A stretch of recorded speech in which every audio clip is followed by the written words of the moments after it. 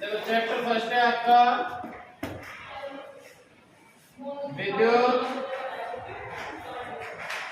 आवेश एवं विद्युत क्षेत्र या फिर स्थिर विद्युत आवेश एवं विद्युत क्षेत्र।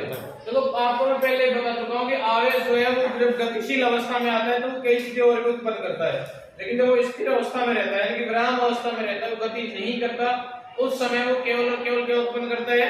विद्युत क्षेत्र। सबसे पहले अपन थोड़ी सी आवेश की बात कर लेते हैं। मतलब आज अपन इस पूरे चैप्टर का वन शॉट देख लेंगे, जितना होगा थोड़ा बहुत रहेगा तो कल देख लेंगे, फिर इसके न्यूमेरिकल और आप लोगों को ये पढ़ के आना है, उसको आने से काम नहीं चलेगा। बड़ी बड़ी ऊंचे दिखा के सोच रहे काम हो जाएगा, क्या करे ऐसे विद्युत आवेश। अगर विद्युत आवेश क्या होता है, तो किसी भी ऑब्जेक्ट की, किसी भी वस्तु की, किसी भी चीज की अपन बात करें तो उसमें इलेक्ट्रॉन और प्रोटॉन दो आवेशित कण पाए जाते हैं। तो इलेक्ट्रॉन और प्रोटॉन की संख्या में जो अंतर होता है, जो डिफरेंस होता है, वो उसमें किसके रूप में दिखता है? आवेश में। आवेश होता है दो प्रकार का, धनात्मक और ऋणात्मक। बहुत सारे इसके गुणधर्म आपको पता है। ये कुछ की बात करें, आवेश जो है वो एक संरक्षी राशि होती है। आवेश संरक्षण का सिद्धांत क्या कहता है? आवेश कैसी राशि होती है? संरक्षी। इसका मतलब आवेश को ना तो उत्पन्न किया जा सकता है और ना ही नाश किया जा सकता है। मतलब किसी वस्तु पे या किसी विद्युत निकाय का जो कुल आवेश है वो सदैव संरक्षित रहता है, नियत रहता है। जितना है वो हमेशा उतना ही रहेगा। उस आवेश को ना आप उत्पन्न कर सकते हो, ना ही आप नाश कर सकते हो। एक आवेश का क्वांटीकरण, आवेश का क्वांटीकरण, ये बहुत ही इंपॉर्टेंट गुणधर्म है, बहुत ज्यादा काम किया जाता है, इसके न्यूमेरिकल भी आते हैं। आवेश का क्वांटीकरण क्या कहते हैं? Q बराबर n, जहां n जो है वो 0 से लेकर अनंत तक कुछ भी हो सकता है। इसका मतलब ये है कि जब भी आप आवेश के क्वांटीकरण की बात करते हो तो वो ये कह रहे हैं आपसे कि आप आवेश को एक वस्तु से दूसरी वस्तु में इलेक्ट्रॉन के पूर्ण गुणज के रूप में स्थानांतरित कर सकते हो। जैसे यहाँ से वहां तक 1 2 3 4 5 ऐसे आप इलेक्ट्रॉन ले जा सकते हो। कहने का मतलब ये है कि आप ये नहीं कर सकते कि आप आधा इलेक्ट्रॉन लेंगे, 1.5 इलेक्ट्रॉन लेंगे, पौना इलेक्ट्रॉन लेंगे। तो यहाँ पे ये जो n है ये कभी पॉइंटों में नहीं आएगा। कहने का मतलब ये है, यानी कि जब भी आप इलेक्ट्रॉनों की संख्या निकालोगे ये एक पूर्ण राशि आएगी जो भी होगी, ठीक है। और भी इसके बहुत सारे गुणधर्म, जैसे आवेश हमेशा द्रव्यमान के साथ आता है। लेकिन कुछ 2-3 जो इंपॉर्टेंट है उनकी अपन बात कर रहे हैं। एक मैंने आपको बताया था कि आवेश जब भी आएगा उसके साथ क्या आएगा? द्रव्यमान आएगा।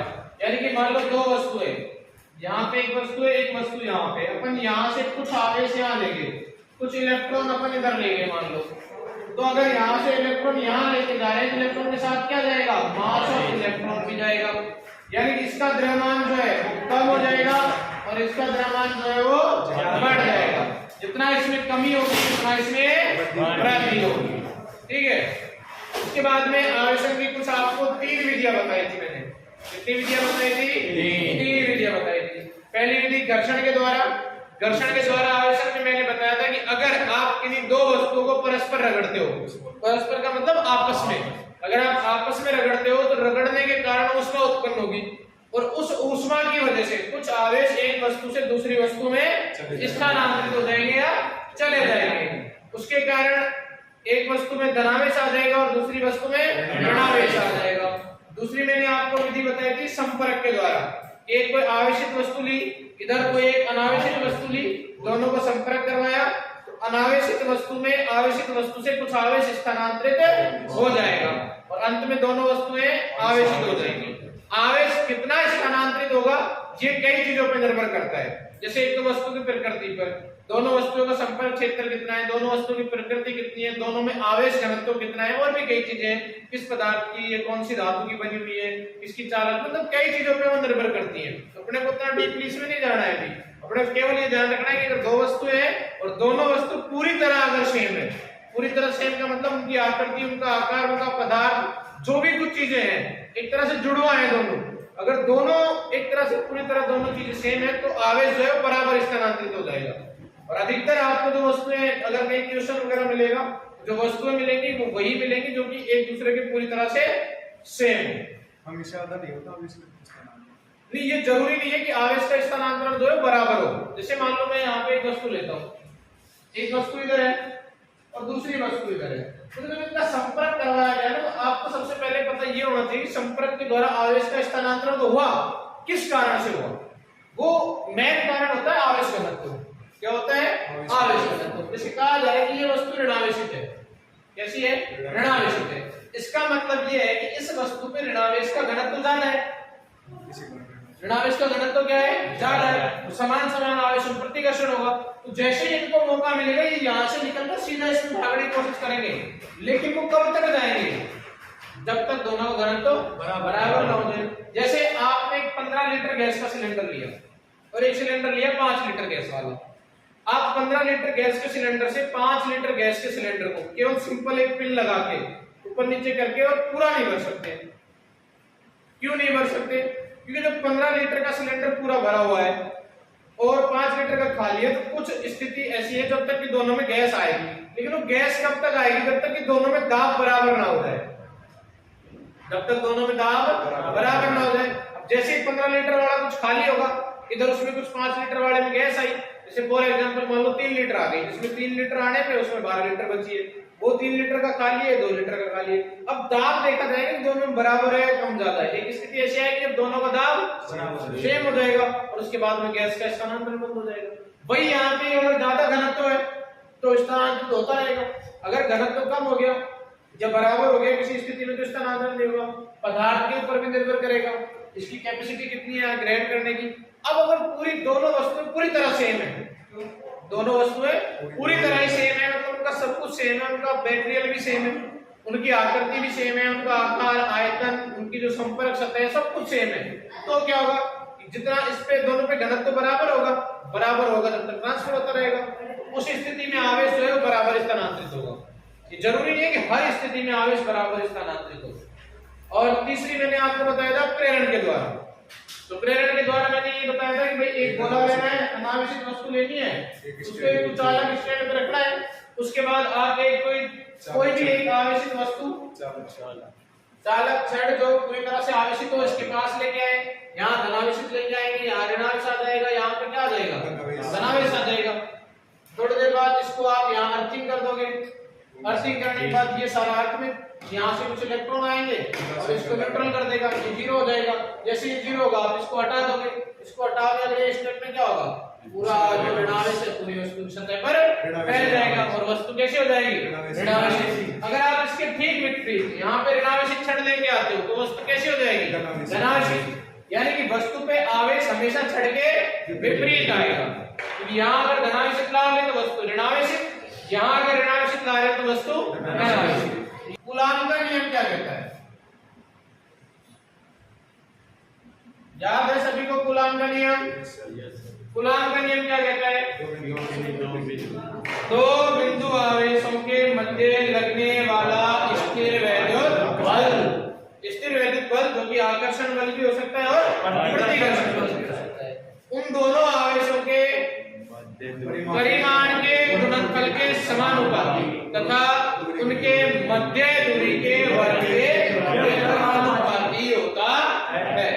ये कूलाम का नियम कहता है। फॉर एग्जांपल अगर मैं यहाँ पे दो आवेश मान लूं, एक आवेश है Q1 और दूसरा आवेश है Q2, इन दोनों के बीच में दूरी है R, तो कूलाम का नियम कहता है कि जो F है वो समानुपाती हो जाएगा Q1 और Q2 के, और जो F है वो व्युत्क्रमानुपाती हो जाएगा R स्क्वायर से।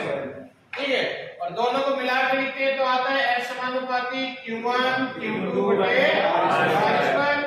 यहाँ से F बराबर हो जाता है K Q1 Q2 बटे R स्क्वायर, जहाँ K को कहा जाता है कूलाम नियतांक या फिर समानुपाती के नियतांक, और K का मान जो है कूलाम नियतांक, और इसका मान जो है वो माध्यम पर निर्भर करता है। किस पर निर्भर करता है? माध्यम पर निर्भर करेगा। इसका मान हर एक स्थिति में अलग अलग होगा, हर एक माध्यम के लिए अलग अलग होगा। निर्वात के लिए K का मान फिक्स है 9 × 10⁹ 9। माध्यम में बदलता रहता है। माध्यम जैसे जैसे माध्यम बदलेगा वैसे वैसे माध्यम की आपेक्षिक विद्युतशीलता बदलेगी, और आपेक्षिक विद्युतशीलता बदलेगी तो क्या बदलेगा? क्योंकि एप्सिलॉन n पे निर्भर करता है। निर्वात में एप्सिलॉन नॉट फिक्स हो जाता है 8.85 × 10⁻⁻12, जैसे ये वहां जाएगा माध्यम में, तो माध्यम में ये अलग अलग हो जाएगा। इसका पूरा आपके पास डेरिवेशन है। क्योंकि निर्वात की अगर बात करें अपन, तो निर्वात में के बराबर अपन क्या लिखते हैं, 1/4 पाई एप्सिलॉन नॉट, जहां एप्सिलॉन नॉट क्या है, निर्वात की विद्युत निर्वात की विद्युतशीलता, और एप्सिलॉन नॉट का मान क्या होता है, 8.55 गुना 10 की घात -12। अच्छा मात्रक और बता दो के का और एप्सिलॉन नॉट का। ये होता है जूल कूलॉम इसका, जूल किसका, newton metre square upon coulomb, उसका एक से विपरीत होता है। ठीक है। तो इसका हो जाता है उल्टा, इसका मात्रक होता है coulomb square newton metre square. ये भी याद कर लो आप, क्योंकि मात्रक भी इंपॉर्टेंट चीज है और पूछा भी जा सकता है, रिक्त स्थान वगैरह में पूछ लिया जाता है, एक नंबर के क्वेश्चन में भी पूछ सकता है। कूलम के नियम का सदिश निरूपण क्या कहता है ये, देखो मान लो कोई दो बिंदु आवेश है, क्या है, दूसरा यहाँ Q1 है, यहाँ ये मूल बिंदु के सापेक्ष इनकी स्थिति सदिश हो जाएगी। पहले वाले का स्थिति सदिश R1, दूसरे वाले का R2, इनके बीच की दूरी है R, ठीक है। इस पे इसकी वजह से बल लगेगा, इस पे इसकी वजह से दोनों एक दूसरे को प्रतिकर्षित करेंगे, समान मान लेते हैं अपन थोड़ी देर के लिए, समान को तो आकर्षित करते, समान इसलिए प्रतिकर्षित कर रहे हैं। इधर 1 पे बल लगेगा 2 के कारण, फोर्स ऑन 1 ड्यू टू 2, इधर फोर्स ऑन 2 ड्यू टू 1, ठीक है। यहाँ पे देखो इनका एक दूसरे की दिशा में स्थिति सदिश भी निकाल लेते हैं अपन। यहाँ एक स्थिति सदिश होता है R21 रहेगा, जो की दिशा होती है उसकी F12 की दिशा में, और इधर F21 की दिशा में स्थिति सदिश होगा R12 वेक्टर, ठीक है। कूलम का नियम क्या कहता है इसमें से, F बराबर K Q1 Q2 बटे R²। इसको बनाना है सदिश। अपन सबसे पहले F12 अगर कैलकुलेट करें तो F12 का परिमाण तो ये हो गया, सदिश बनाना है तो यहाँ लगा देते हैं सदिश और यहाँ लगा देते हैं R21 कैप। ये 21 कैप जो है ये F12 की दिशा में एकांक सदिश होगा। क्या होगा, एकांक सदिश। और एकांक सदिश का मान क्या होता है, R21 कैप बराबर R21 वेक्टर बटे R21 सदिश बटे परिमाण, यहाँ मोड भी लगा दिया जाता है ये बार, ठीक है। ये वैल्यू याद रखेंगे, F12 वेक्टर बराबर क्या हो जाएगा, K Q1 Q2 बटे R21 का स्क्वायर गुणा R21 वेक्टर बटे R21। ये आपस में गुणा होंगे, इनकी घातें जुड़ जाएंगी, घातें जुड़ेंगी तो F12 वेक्टर बराबर हो जाएगा K Q1 Q2 बटे R21 का क्यूब गुणा R21 वेक्टर, ठीक है।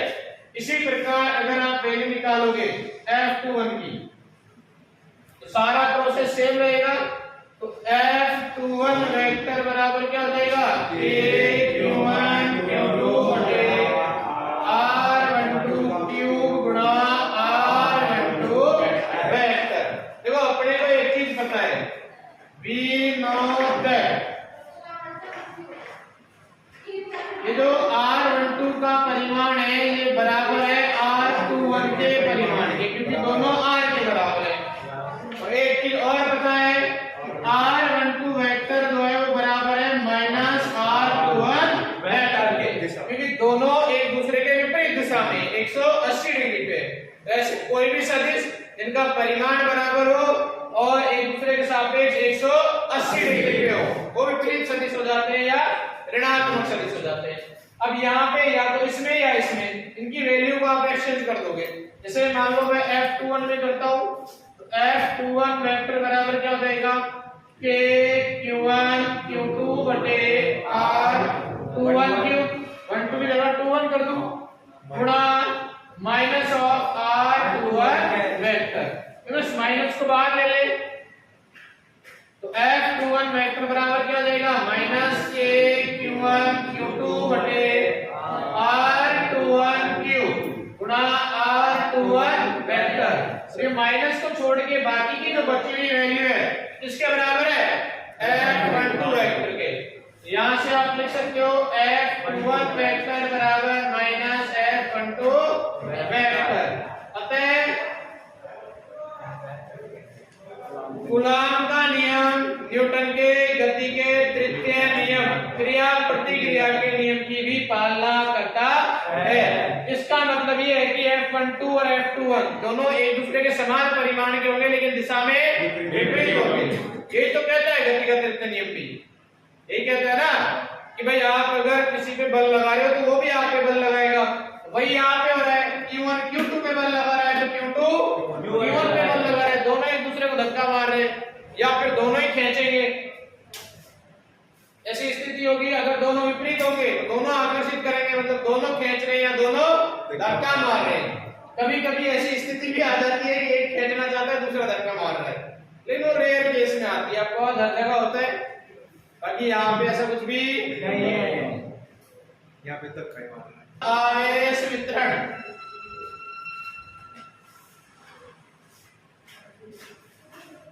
Distribution of charge. देखो आवेश वितरण और सतत आवेश वितरण होता है सामान्यतः तीन प्रकार। कितने प्रकार का होता है भाई? तीन प्रकार का। पहला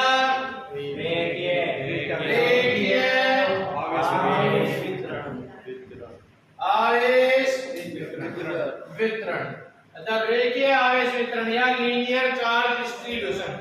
देखो क्या कहता है रेखीय आवेश वितरण कि अगर किसी रेखित छड़ पर या किसी तार पर, यानी कि एक रेखीय स्थिति में वितरण होना चाहिए आवेश का, किसी रेखा पर वितरित हो ऐसा लगना चाहिए।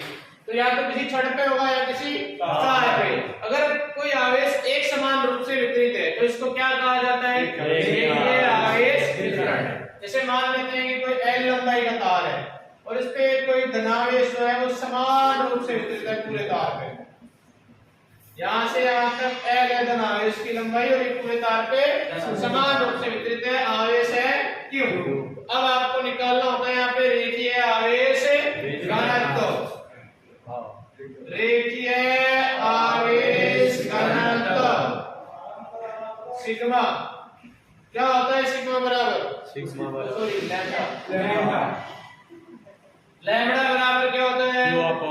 Q बटे L। यानी कि आवेश घनत्व से मतलब ये है कि प्रति इकाई लंबाई पे कितना आवेश वितरण है। किसी वस्तु के प्रति इकाई लंबाई में वितरित आवेश को क्या कहा जाता है? रेखीय आवेश घनत्व। उसको प्रदर्शित किससे करते हैं? लैम्डा से। लैम्डा बराबर हो जाएगा Q बटे L, मात्रक हो जाएगा कूलॉम अपॉन मीटर। ठीक है। सेकंड आपका आता है क्षेत्रीय या क्षेत्रफल आवेश वितरण। इसमें आपको क्या करना होता है कि किसी भी सतह के संपूर्ण क्षेत्रफल में आवेश को समान रूप से वितरण अगर किया जाए तो क्या हो जाएगा?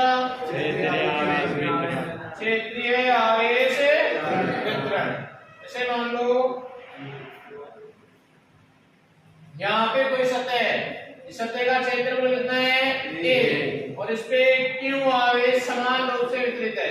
तो अगर आप यहाँ पे क्षेत्रफल आवेश घनत्व निकालते हो, क्षेत्रफल आवेश घनत्व इसको बोलते हैं सिग्मा। सिग्मा बराबर होता है A। यहाँ से मात्रक हो जाएगा कूलॉम बटे मीटर। अगर परिभाषा पूछी जाए तो किसी सतह के प्रति इकाई क्षेत्रफल में वितरित आवेश को क्या कहा जाता है? क्षेत्रीय आवेश घनत्व या क्षेत्रफल आवेश घनत्व। तीसरा आयतन आवेश वितरण। अगर किसी वस्तु कोई आवेश समान रूप से वितरित है तो इसे क्या कहेंगे? आयतन आवेश वितरण। जैसे मान लो यहाँ आपको कोई एक वस्तु दे रखी है, वस्तु का आयतन है V और इसमें पूरी वस्तु में समान रूप से Q आवेश वितरण है। कितना आवेश वितरण है? Q। तो इसका आयतन आवेश घनत्व, क्यों बटे रो, आयतन आवेश घनत्व रो बराबर क्या हो जाएगा? Q बटा V। मात्रा को देगा कूलम बटे मीटर क्यूब। तो दिक्कत यहाँ तक किसी को नहीं है? विद्युत क्षेत्र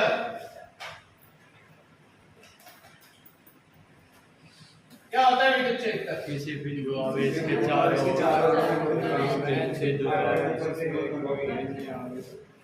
किसी आवेश के चारों ओर का वह क्षेत्र जिसमें कोई अन्य आवेश आकर्षण या प्रतिकर्षण बल का अनुभव करे क्या कहलाता है? विद्युत क्षेत्र कहलाता है। जैसे मान लो यहाँ पे कोई आवेश रखा आपने, यहाँ प्लस की आवेश रख दिया, इसके यहाँ पे चारों ओर एक ऐसा सर्कल बन जाएगा जिसमें जैसे ही कोई दूसरा आवेश आएगा वो या तो आकर्षण बल महसूस करेगा या तो प्रतिकर्षण, मतलब कुल मिलाकर स्थिर वैद्युत बल का अनुभव करेगा।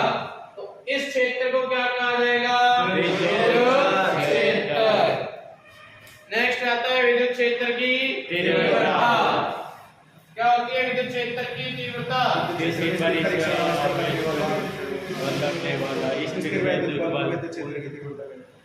विद्युत क्षेत्र में उपस्थित किसी परीक्षण आवेश पर लगने वाला स्थिर वैद्युत बल उस बिंदु पर विद्युत क्षेत्र की तीव्रता कहलाता है। इसे E से प्रदर्शित करते हैं। इसे प्रदर्शित करते हैं E से। यह एक सदिश राशि होती है। कैसी राशि होती है? सदिश राशि होती है। मात्रक क्या होता है?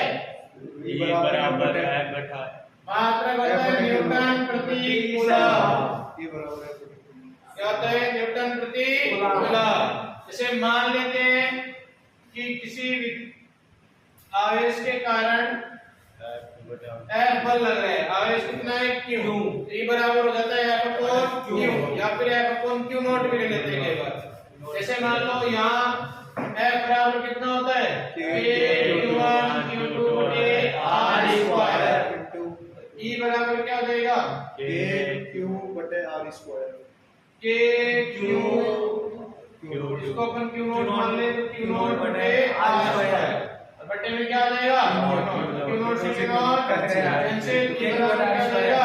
K बटे R स्क्वायर। मतलब देखो किसी परीक्षण आवेश पर लगने वाला जो बल है वो क्या होता है? विद्युत क्षेत्र की तीव्रता। या फिर आप ये भी कह सकते हो कि किस उपस्थित प्रति इकाई आवेश पर लगने वाला जो कुल बल है वो क्या कहलाता है? विद्युत क्षेत्र की तीव्रता। तो यहाँ पे मान लेते हैं कि आवेश कितना है? Q not. बल कितना लग रहा है? Q। E बराबर क्या हो जाएगा? F upon Q not. F बराबर होता है K/Q1 Q2 बटे R स्क्वायर। Q1 की जगह अपन Q मान लेते हैं। E बराबर हो जाएगा K/Q Q नॉट बटे R स्क्वायर। भाग किसका देना है? Q नॉट का। Q नॉट से Q नॉट कैंसिल हो जाएगा। बचेगा क्या? E बराबर K बटे R स्क्वायर। मात्रक हो जाएगा न्यूटन प्रति कूलम। तो दिक्कत अब आवेश वितरण के कारण देखो ये विद्युत क्षेत्र की तीव्रता जो है ये केवल बिंदु आवेश के कारण होती है। अगर आपको आवेश का वितरण दिया जाए उसके कारण आप विद्युत क्षेत्र की तीव्रता कैसे निकालेंगे? एक समान आवेश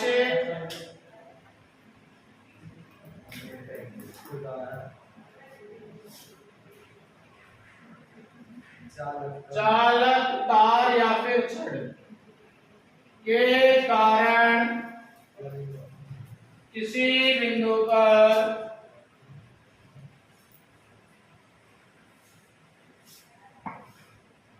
विद्युत क्षेत्र की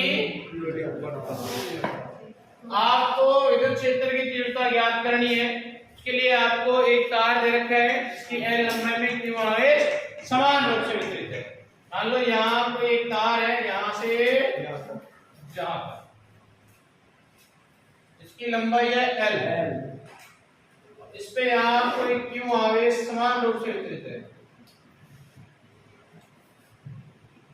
यहां से इससे x दूरी पर यहां कोई बिंदु है P, इस पे Q0 रखा हुआ है और यहां आपको विद्युत क्षेत्र की तीव्रता ज्ञात करनी है। ये सब कुछ आपको अज्यूम करना पड़ेगा यहाँ तक की चीजें। इसके बाद देखो समस्या आपके सामने सबसे बड़ी ये आ रही है कि आपको जो फॉर्मूला पता है वो किसका पता है, बिंदु आवेश के कारण विद्युत क्षेत्र की तीव्रता ज्ञात करने का। यहाँ पे आपको बिंदु आवेश दे रखा, आवेश पूरा की पूरा यहाँ वितरित है। उसके लिए अपन क्या करें, मान लो मैंने यहाँ पे इस पे एक dq आवेश का अल्पांश काटा और यहां से यहां तक की दूरी मान ली मैंने r। कोई दिक्कत, तो dr मानूंगा,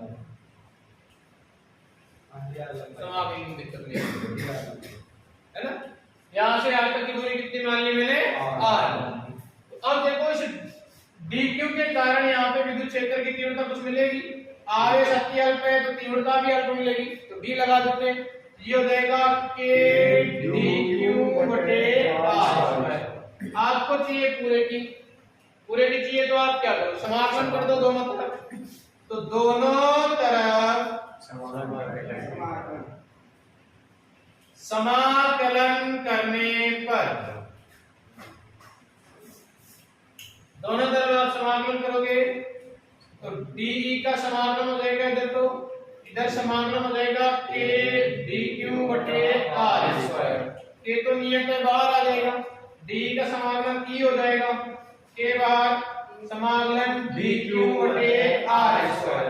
समस्या ये है इधर आवेश है इधर दूरी है, तो समाकलन नहीं हो सकता। दोनों या तो आवेश के फंक्शन हो या दोनों दूरी के फंक्शन हो। इसके लिए अपन एक चीज जानते हैं, क्योंकि लैम्बडा बराबर हो जाएगा dq बटे dr। यहां से अगर आप dq निकालोगे तो ये हो जाएगा लैम्बडा dr। यहाँ पे वैल्यू रखें तो e बराबर हो जाएगा k समाकलन लैम्बडा dr बटे r स्क्वायर। लैम्बडा समाकलन के बाहर आ जाएगा, e बराबर हो जाएगा k लैम्बडा समाकलन dr बटे r स्क्वायर। r की देखो कुछ लिमिट है, r फिक्स नहीं है, क्योंकि अगर निश्चित होता तो समाकलन करने की आवश्यकता ही नहीं होती। कुछ लिमिट है कि कहां से कहां तक हो सकता है, तो r जो है वो कम से कम तो x दूरी पर होगा और ज्यादा से ज्यादा x प्लस l, क्योंकि यहां से यहां तक l दूरी है और ये कितनी है x। तो यहाँ पे अगर dq होगा तो टोटल दूरी कितनी हो जाएगी x प्लस l, और यहाँ अगर dq होगा तो टोटल दूरी कितनी हो जाएगी x। तो अब आप समाकलन कर सकते हो आराम से, कोई दिक्कत ही नहीं है। E बराबर क्या हो जाएगा k लैम्बडा, इधर समाकलन हो जाएगा dr बटे r स्क्वायर का क्या माइनस 1 बटा r, लिमिट x से लेकर x प्लस l तक। E बराबर k लैम्बडा, पहले अपर लिमिट माइनस में लोअर लिमिट, तो माइनस 1 बटा x plus l, minus minus हो जाएगा प्लस 1 बटा x। E बराबर k लैम्बडा 1 बटे x माइनस 1 बटे x प्लस l। आप अगर एलसीएम लेना चाहो तो ये एलसीएम आ जाएगा x into x plus l। पहले आप x से भाग दोगे तो क्या बचेगा x plus l, x plus x से भाग दोगे माइनस x, x से x कैंसिल। E बराबर k लैम्बडा बटे x into x plus l। Lambda बराबर क्या हो जाएगा ऊपर l बचेगा, हाँ ऊपर l है, q बटे l।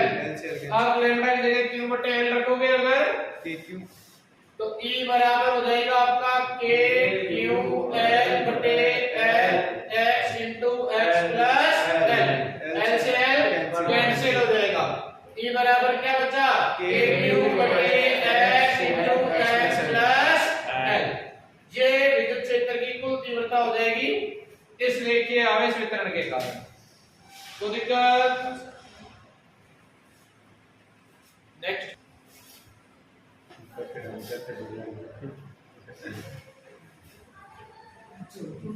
वृत्ताकार चाप के कारण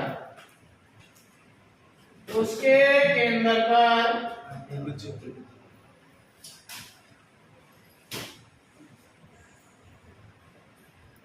विद्युत क्षेत्र की तीव्रता, आपने वृत्ताकार चाप दी गई है जो पूरी तरह से समान रूप से आवेशित है और उसके केंद्र पे आपको विद्युत क्षेत्र की तीव्रता ज्ञात करनी है।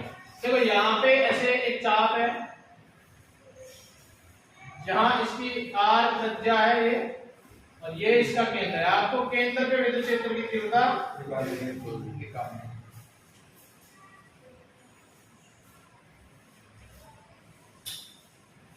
इससे पूरी पे क्यों आवेश समान रूप से वितरित है।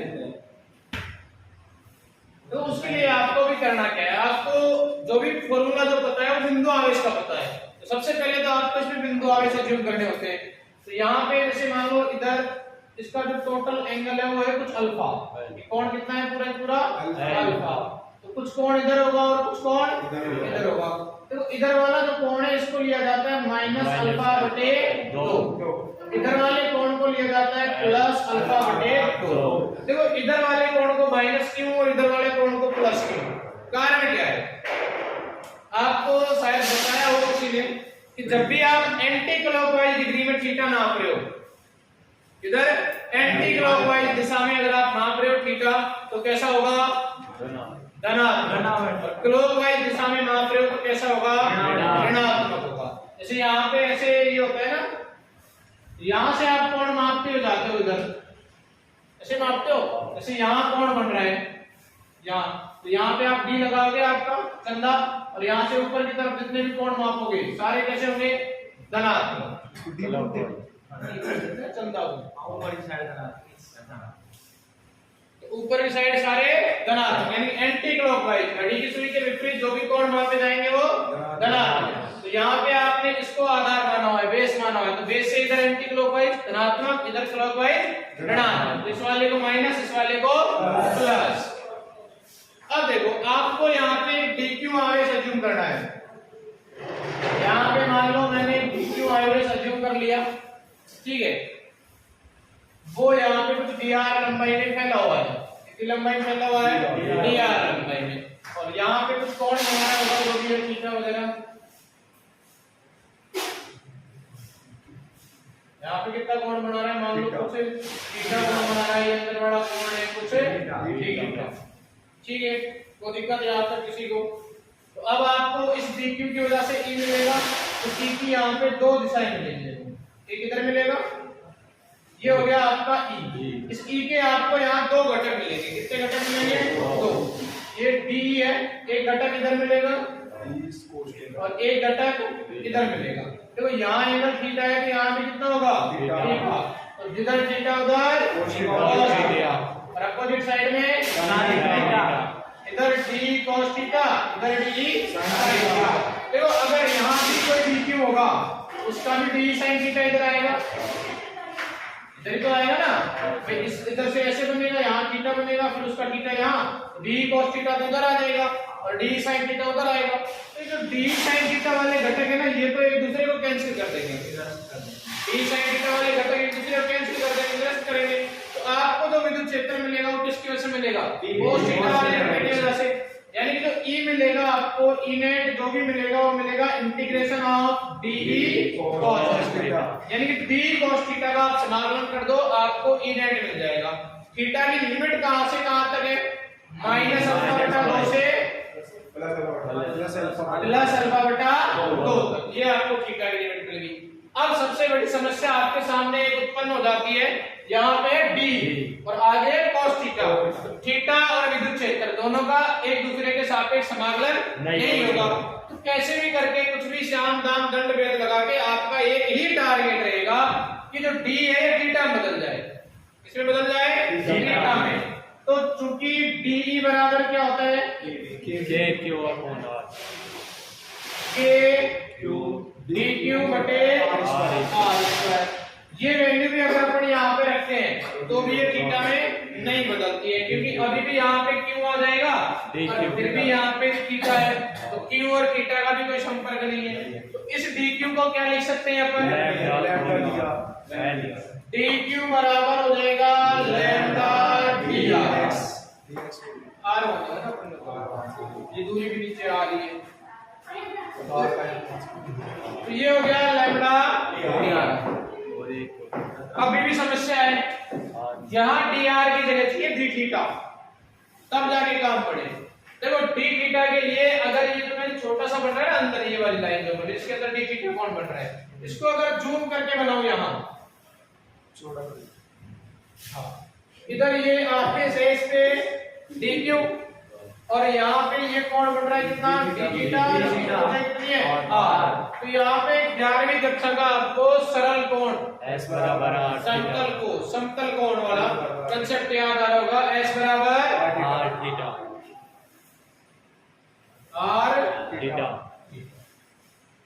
यहाँ से यहाँ तक ये लंबाई कितनी थी dr, dq यहाँ जिसमें पहला हुआ था वो लंबाई कितनी थी dr। S की जगह क्या आ जाएगा dr बराबर क्या हो जाएगा r into d theta. S बराबर r थीटा होता है, यहाँ d थीटा तो बात में माना हुआ है ना, तो dr बराबर क्या हो जाएगा r इंटू d थीटा। तो आपको देखो वैल्यू dr की मिल गई, आप अगर dr की वैल्यू यहाँ पे रखते हो तो dq बराबर क्या हो जाएगा लैम्डा r d थीटा। ये dq की वैल्यू r लोगे फाइनली आपको d मिलेगा, d देखो आपको क्या मिला k lambda r into d theta बटे में r स्क्वायर। r स्क्वायर से r कट जाएगा, कुल मिलाकर d आपको मिलेगा k लैम्डा d थीटा बटे r। ये वैल्यू उठा के यहाँ रखेंगे, ई नेट देखो क्या हो जाएगा, ई नेट बराबर समाकलन माइनस अल्फा बटा 2 से प्लस अल्फा बटा 2, d की जगह k लैम्डा d थीटा बटे r, साथ में क्या है cos थीटा। देखो k लैम्डा और r ये दो चीजें हैं, ये है नियत, क्योंकि त्रिज्या कभी नहीं बदलेगी, लैम्डा नियत रहता है, ये k नियतांक है ही। ई नेट बराबर कुछ ऐसा हो जाएगा कि k लैम्डा बटे r आ गया बाहर, अब होगा समाकलन माइनस अल्फा बटा 2 से अल्फा बटा 2 तक cos थीटा का d थीटा के सापेक्ष, ठीक है। और cos का समाकलन क्या होता है sin थीटा, ये हो गया minus of sin theta, limit minus alpha बटा 2 से अल्फा बटा 2, तो आप लिमिट रखोगे upper limit minus lower limit, ई नेट बराबर हो जाएगा k लैम्डा बटे r, ये हो जाएगा लैम्डा माइनस sin अल्फा बटा 2 minus plus sin minus alpha बटे 2, cos का अवकलन sin थीटा होता है, sin होता है माइनस sin नहीं होता, sin इसका बेटा sin का माइनस cos होता है, ऐसे माइनस बटा इस वो अवकलन बता रहा है, अवकलन बता रहा है, फिर समाकलन कर रहे हैं। ई नेट बराबर हो जाएगा k लैम्डा बटे r। देखो यहाँ cos थीटा का समाकलन क्या हुआ sin थीटा, लिमिट अल्फा बटा 2 से माइनस अल्फा बटा 2 से अल्फा बटा 2 तक, यहाँ पे देखो अपर लिमिट रखी sin अल्फा बटे 2, माइनस लगाया लोअर लिमिट रखी अल्फा sin माइनस अल्फा बटे 2, sin में माइनस प्लस बाहर आ जाता है माइनस, तो माइनस बाहर आ जाएगा तो ये क्या हो जाएगा sin अल्फा बटे 2 प्लस sin अल्फा बटे 2, यानी कि 2 टाइम्स ऑफ sin अल्फा बटे 2, कुल मिला के ई नेट बराबर 2 k लैम्डा बटे r sin अल्फा बटे 2, ये आपका फाइनल रिजल्ट आएगा। तो दिक्कत है तो बताइए।